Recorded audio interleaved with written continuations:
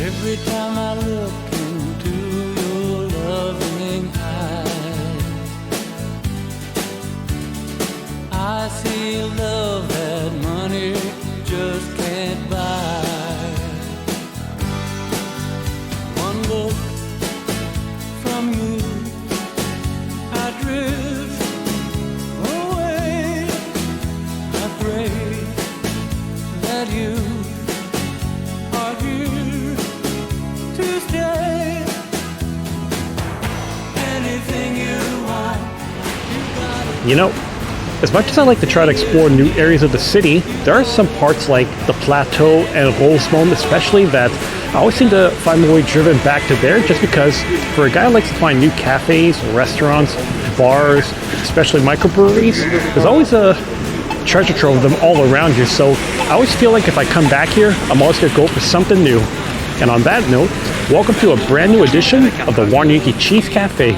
So this is my second episode with this new camcorder that's a little bit more high-tech. Thing is that when I recorded the last time, it was recorded in a foot type of a video format that I wasn't familiar with. It's mostly good for Blu-rays, but it only goes maximum 30 frames per second. So when you watch that video, you'll notice there is a little bit of something off with the frame rate. So this time I decided to correct it and go back to my MP4s. Anyways, we're going to continue my walk.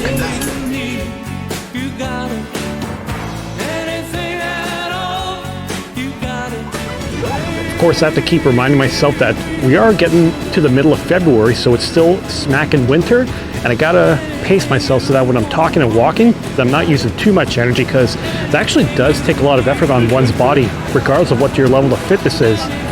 So, today, I have no set destination in mind. I'm just doing a wander, got onto Mount Royal Avenue East End. I'm gonna do my usual fun stuff with a coffee, good meal, and maybe a few good brews. But before we continue with that, here's one thing you can do. Hit that subscribe button below, put the notification bell on, because that way, if there's a new episode to view, you're gonna get a pop on your phone. Also, hit the like button too. The more likes I get, the more this is promoted all across YouTube. You know, I think I know I'm gonna get my coffee, so let's continue on.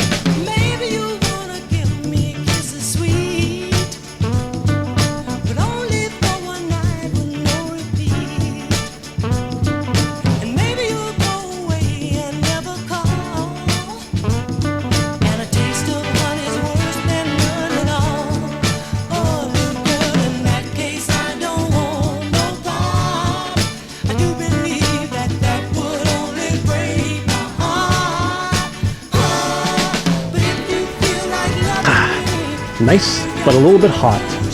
So, Le Grand Cormoran, that's a coffee shop I first discovered like maybe last year thanks to a fellow Instagram follower. And I'm just gonna realign myself.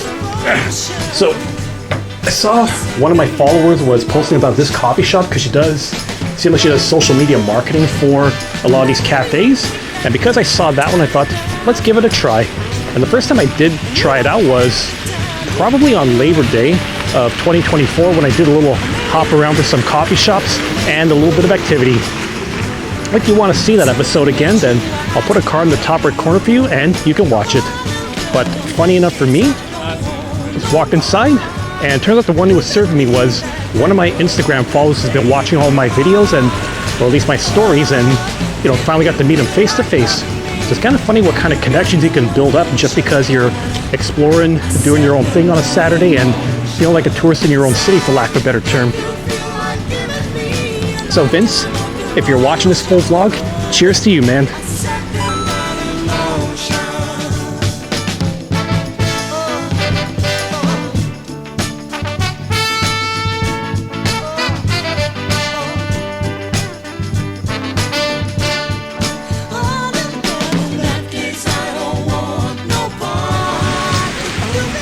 Almost slipped for a second. But yeah, I was about to say that if I'm going along familiar territories, because I am on Mount Royal, like I said, and I just passed by Pizza Delic, a spot that I visited a couple of times on my channel and some other videos over the summer and even the fall last year. If you want to see my summer wander there, I'll put a card in the top right corner for you. As far as the rest of my route, well, I am starting to come up with an idea or two, so I'll just keep on going and I'll make a judgment call.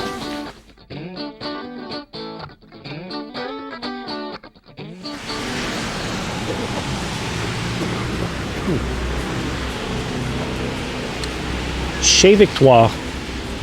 They've been open since 2014. It's one of those spots I think back in 2022 I wanted to try out, except when I was walking in there, this is around the time that several restaurants were already booked for their Christmas party, so I was shit out of luck, so to speak. I did give it a shot last year, like sometime in the spring of 2024, but I feel like I want to document it again the next time around, because I remember having a really good tuna tartare there, and it's another one of those spots where you get a limited beer menu, but it's all craft beer, which is really up my alley. And who knows, maybe there's something else that's going to catch my eye if I go back. Ooh, speaking of catching my eye, I am on the corner of Fabre and Mount Royal now, and I'm right in front of one of my favorite spots around the plateau, Les Enfants du Rock, which I also covered in that Pizza Delic video back in the summer, so you're already going to see that. I'm going to keep admitting it, I love this artwork. I'm a classic rock guy, I'm a music nerd, so a place like this really hits a spot for my taste.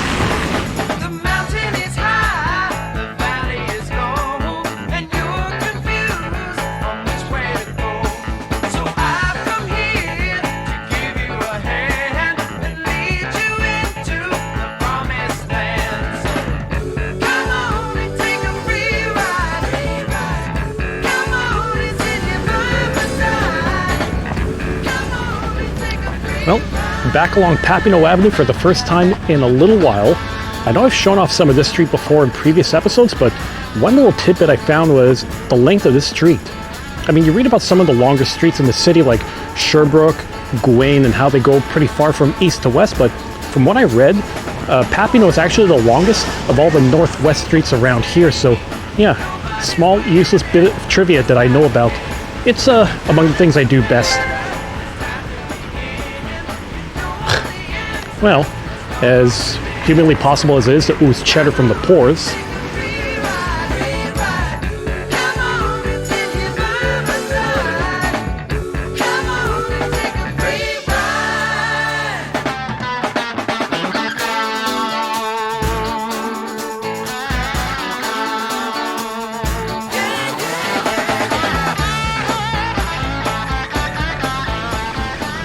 coincide seems like a kind of buvette that also does brunch on the weekends that I could probably hit up.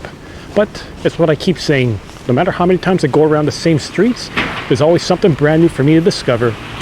And actually for discovery, I know that I'm not even a block away from Laurier Avenue East. There's a stretch around there that has some nice restaurants and cafes I could try out one day, and I know eventually I'm going to want to document that. Even though I've been around the plateau countless times, what can I say? It's a treasure trove of stuff.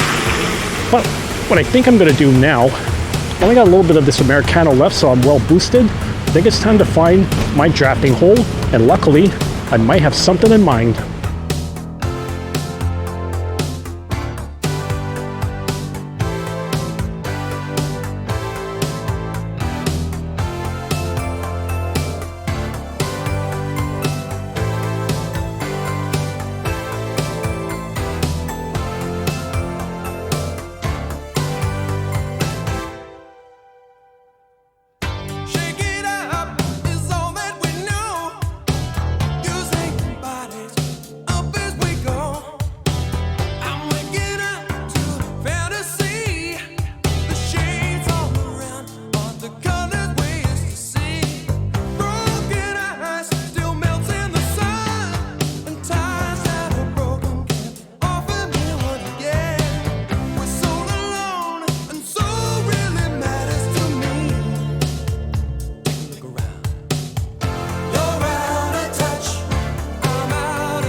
Well, I have a good starter point here along Papineau Avenue, corner that and Rosemont Boulevard, and I kind of wanted to document this for the first time on camera, since passing by here, like, I want to say it was back in 2022, sometime around the summertime.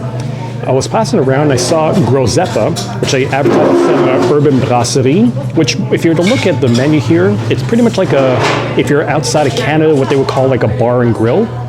Or actually, outside of Quebec specifically, it would be a bar and grill. So it's kind of a nice rustic vibe. One thing I noticed about the decor is that if I was to look at some of the walls, But here's what they had done is they took some old skids apart, took the slabs of it, and then just nailed it to the walls. And it reminds me of a project that one of my buddies, Canadian Dave in the comments section, has done in his old house before he moved to his current house. So it kind of makes me think of that, like a good DIY project, something anybody could do if they have a lot of time, or in his case, a friend with a lot of power tools at home and who loves putting together this shit. Besides that, when you look at the menu here, it seems like it's basically your typical beer selection, like your Labatt, you got Budweiser, there's like maybe some Ben Gun. Funny enough, Ben Gun the brewery is just a few blocks to the west of here, so it's not too far away. So it's a mix of, basics and some craft beer. If you want to know what I'm having today, well, it's one of my classics, the St. Ambroise New England IPA. It's a nice strong one, my type of beer. If I want to go for something that was a bit of a discount, I could have gone for the Ben Gun Cold IPA. But to tell you the truth, I still don't really know what the difference is between a standard IPA and a cold IPA. All I know is that New England, and especially hazy ones, are my type. Delicious. Oh, where are my manners? I made reference to my June 2022 walk in that episode. That was the oldies walk when I first passed by around here, so I'll put a card in the top right corner for you and you can watch that episode once again.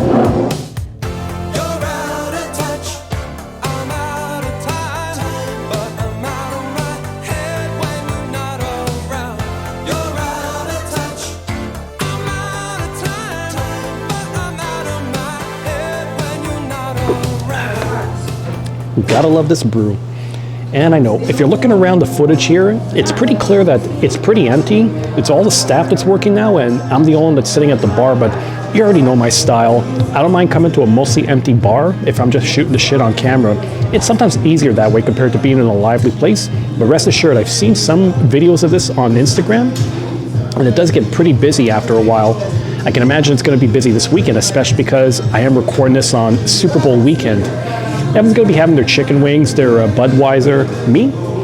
I've never really been a football guy. Well, actually, I don't follow sports religiously the same way I follow some music, but I'm more into hockey if I was to pick a sport.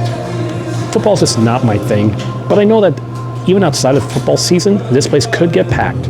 But there is one other interesting thing I forgot to point out earlier, and that's one of the paintings in the background. I mentioned before my own history with the great Antonio when he was alive, all because he lived across, or not lived, he was always hanging out at the Dunkin' Donuts across the street from my grandmother's house along Beaubien. So it's another way that he's immortalized here, because this actually is a painting of him pulling one of the buses along, well, I have no idea which one, but I'm going to have to do a double check. But it's just crazy that a guy like that, you're never going to find him like that again. Crazy Montreal eccentric for the win. Old Mary, what it used to be indeed. But regardless, I'm going to enjoy this beer. I'll debate if I'm going to do another one here, but if not, I'll just work it off and then find something to do for supper time. Just a question of what I want to eat. Maybe not some fries because I did have some early in the week and I don't want to overdo the heavy stuff. Pace myself. That's what life is all about. Well, that was a very good brew, honestly, and I figured before I go, I can always just highlight this painting I was talking about. So this over here is the great Antonio pulling the bus with a chain wrapped around his waist, or wrapped around his body, but that was like a common occurrence if you were to see him around 1960s, 1970s in Montreal before he kind of just hung around his office in the Dunkin' Donuts. I didn't see this, but I know my mom had actually encountered him a few times in the past. I only knew him as the eccentric at his office at the Dunkin's, but it's a way to kind of immortalize one of the crazier characters around the city.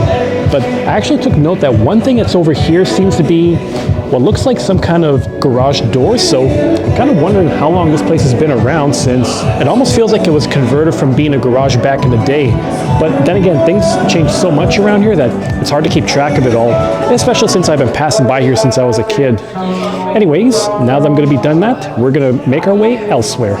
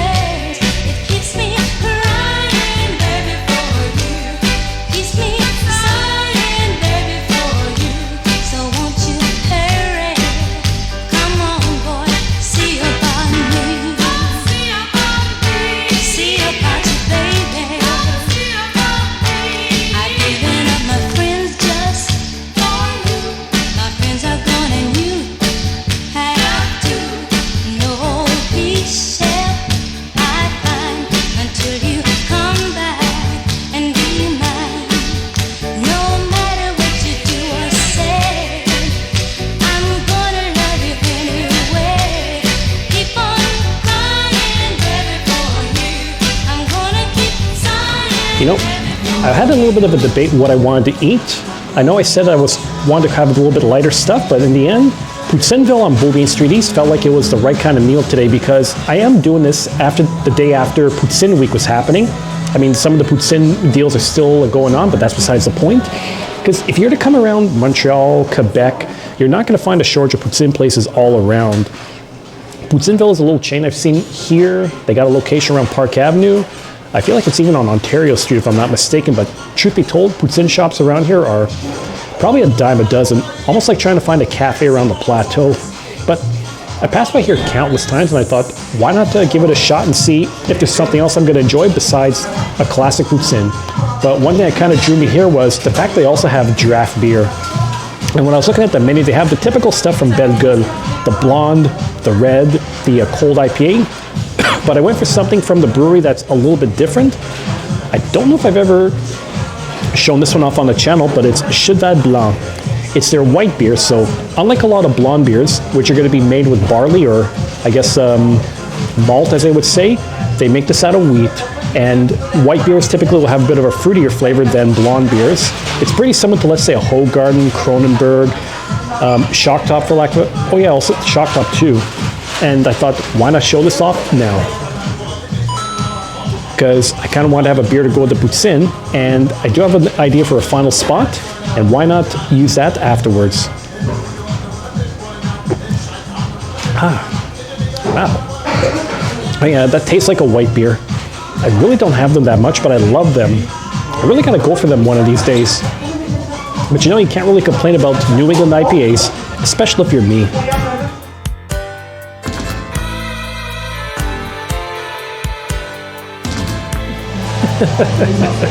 Okay, I don't know if it's a case of I bit off more than I could chew, but this thing looks pretty amazing. So I was told that for Poutine week that took place, hang on, I'm a little bit crooked. Okay, there we go. So I was told for Poutine week that they had one special here, which is a pizza Poutine. And it's exactly what you would think it would be. It's you got your fries, you got your cheese. For the sauce, it seems like it looks like it's a basic sauce here, but they also include some pepperoni, mushrooms, and green pepper, so it's almost like you're having an all-dressed pizza with fries all together. But what I didn't expect was that the plate of fries over here was put separately, and then everything else was served on a pan, and then they just dumped it right in front of me, you know, served fresh. It's just too bad I couldn't capture it on camera, but it is what it is. And thinking back to this, it almost makes me think of a weird story from my Concordia days back when I was in university. Almost 20 years ago, if I'm not mistaken.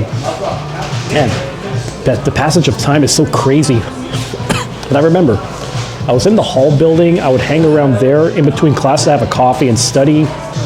And sometimes I would get a meal for myself and try some of the soups that were served. I know there was one time that they had mulligatawny made that I figured, okay, I'm a Seinfeld fan, I'm thinking back to that Soup Nazi episode that says, no soup for you, and they have mulligatawny served. Mulligatawny was his specialty, so I thought, I gotta try it out. And then there was also a corn chowder soup, but I also remembered a pizza soup back in that time. And it's exactly what you think it would have been. A tomato broth with some peppers, some pepperoni, all included in there, so it was like a mishmash of whatever. I guess you can make anything as a soup, but I've been talking too much now.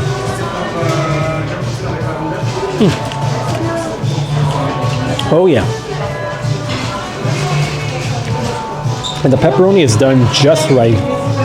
It kind of takes me back to ordering from like Jacques Cartier Pizza. It's a pizza chain, it's around my neighborhood, where the pepperoni was done just right with a bit of crisp on the edge of it. And this is the days when I was such a picky eater that my mom actually would take the pepperoni off the cheese and put it back on the pizza. So yeah, times have changed. Well, I'm not a picky eater anymore. I went from I don't like cheese on my pizza, I don't like onions, I don't like rice, to someone who eats beef tartare and has a whole bunch of food adventures going on. Such is life and evolution.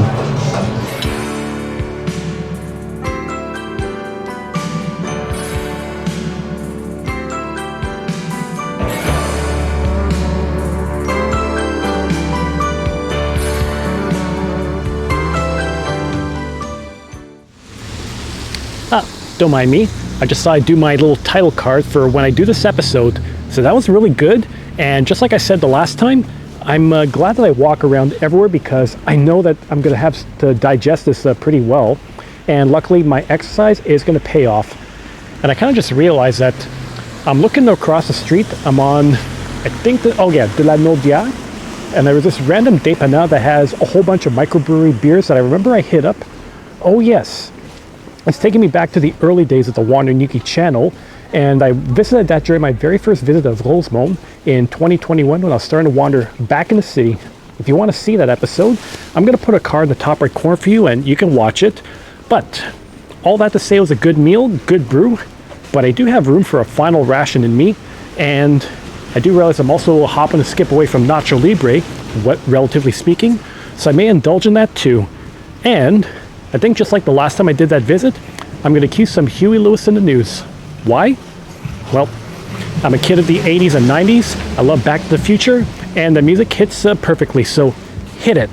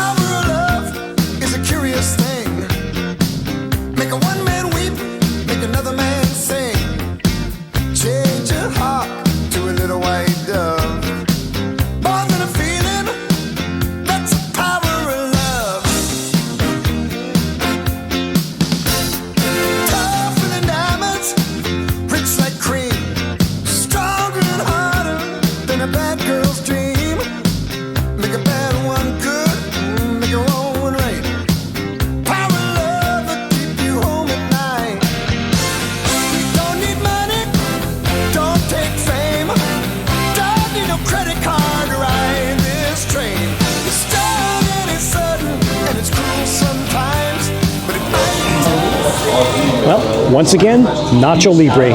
I know I covered this on an episode not too long ago, but the truth is, I do have my repeat places I can always revisit for fun. Because if I could do La Succursale, Café Pista, Ile de Garde, Le Reservoir countless times, I think I could do Nacho Libre for the fun of it, as always. But I decided to go for a little change of pace. Rather than being sitting at the bar, I decided to be sitting at one of the tables that are in the center. And the way they have this one set up is that there are actually swinging chairs here. So, yeah, as you can see, I'm going back and forth. I feel like a little kid in the park now because of the way this is going.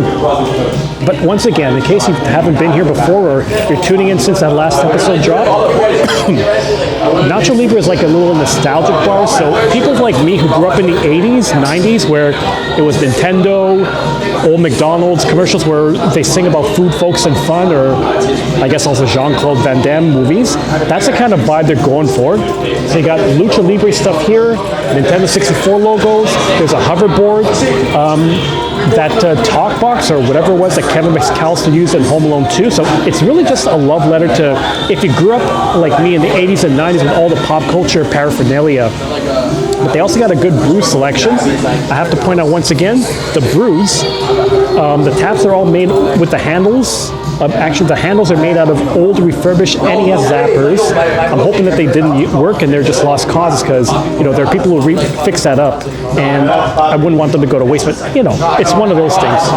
And as for the beers I'm having, I usually get a 50 when I come here, but I decided to go for an IPA because I didn't have any other IPAs besides the St. Ambroise before. This one is the Four Surfers of the Apocalypso from Le Trou du Diable from Shawinigan. It's actually one of my favorite ones too, outside of my usual New England IPAs. This thing is actually a white IPA, so it's like white beer mixed with a bit of extra hops. And it's also a way to pay cheers to Julie, one of my friends who's probably going to be watching this and knows this beer really well. And if you've never met her before, well, you would have met her when I did my video with her and my friend Sophia, back when we did a hop around Ile de Garde, and then Chez Ernest for Sophia's final day before moving to the US. If you want to see that episode, then I'll put a card in the top right corner for you to watch that one. And essentially, Julie had picked up this beer for us to try out because she thought it would be an interesting one. But we brought it over to my buddy Canadian, well, this is the first time she met Canadian Dave and Marcouche, and we shared it together at Marcouche's place while I was playing this really awful Michael Jackson game on Sega Genesis. And there was one time when I came back from Spain that she wanted to have a beer with me in my backyard. Thought that we were going to be drinking this one. She said, I couldn't find it. I really wanted to share it with you. She forgot that over a month before we had shared this one, and she just didn't remember that. But you know what? Every time I have this one, it always makes me think back to her and that whole summer of 2018. Fun times. But yeah, I'm going to have to admit too, I'm not used to having these ropes when I do any recording. So if I want to get a good shot around the bar, these things are actually getting in the way. So that means I gotta be very strategic when I'm doing this video. Don't need money, don't take fame, don't need no credit card to ride this train. It's strong and it's sudden and it's cruel sometimes, but it might just save your life. All right, so great beer had, and knowing me, I had to finish off with another round over here. And given the fact I have a good selection of microbrews and also some of the classic stuff, I decided to go for my usual when I'm over here, Labatt 50. You already know my connection about this because it was my dad's beer, and every time I have this, it always makes me think of him. And I thought I'd pay tribute to him today. Especially because one thing that's been on my mind lately is I am getting close to turning 40, like I'm a couple of months away, and anyone who's probably the same age as me is probably thinking a lot about that. Although, well, hang on, let me just enjoy this first. So yeah, we all reach different points in our lives, different steps, different accomplishments, but then it always makes us look back as we look at our ages. Maybe for me, I'd look at, think of my parents, think of my circle of friends where I probably talked about this before, and probably not the best time to do it, considering I'm getting into a deep conversation while on a swing set right above a question block up there. So I'll say that for another video when I'm feeling a little bit more reflective and want to indulge a little bit more, or maybe on a day when fuck it, it's enjoyable. I just want to enjoy myself. So everyone, thanks for watching this latest edition of the Wanyuki Cheese Cafe, and finishing this Labatt 50 before I go find a good coffee around. So if you like what you see and like my consume, my drink, my wanders, you know what to do. Hit that subscribe button below and just give me a thumbs up. And if you have any ideas for future episodes, you could just leave this in the comments section. I'll see if I can incorporate it down the road, or even a question for, sorry, Canadian Dave was texting. I'm a regular here. What can I say? I like a good joint. Point is, take care. See you next time.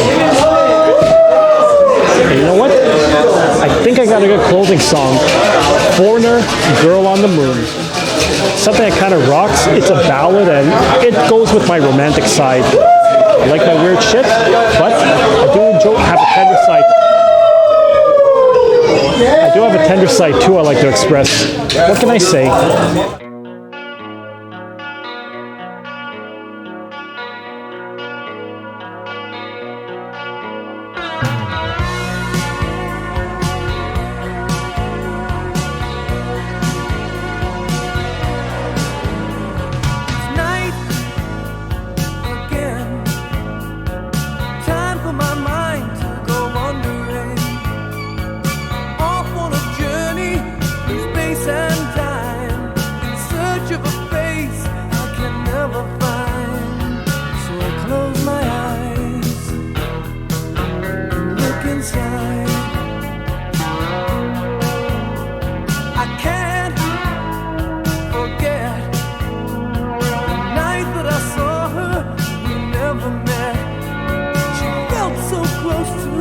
As I reached for her hand, she drifted away.